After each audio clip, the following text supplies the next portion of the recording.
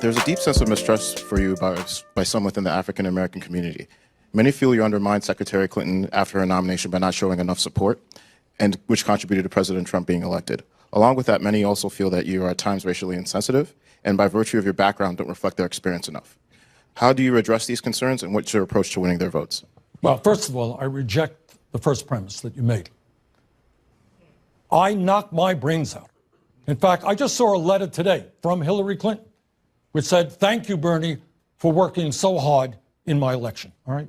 We went to state after state. I think we had 35, 40 rallies in all of the battleground states. So I do not accept for one moment that I did not do everything that I could.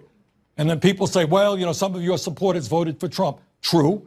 But some of Hillary's supporters in 2008 voted for McCain. That's the reality. More of those did that than voted for me. Now, on the second point, okay, we ended up winning among younger people more votes from young African Americans, Latinos, Asian Americans, Native Americans than Clinton and Trump combined. All right. Furthermore, if you look at the polling out there, we're doing quite well with the African American community. But let me just raise an issue here. Maybe I haven't been as strong on this issue as I should be. I talk about the fact that we have a nation of massive inequality. Okay, and I believe that. I think that's the most important issue we can talk about. But within that inequality, we have another inequality, and that is racial disparity. And it's important that everybody understands that.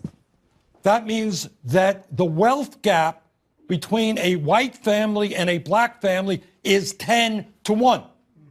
If you are a black mother, the likelihood is that you will have a baby that will die. Your infant mortality rate 2.5 times higher than a white mother.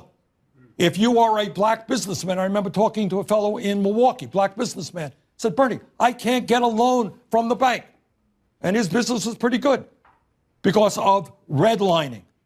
Black kids are leaving college more deeply in debt than white kids.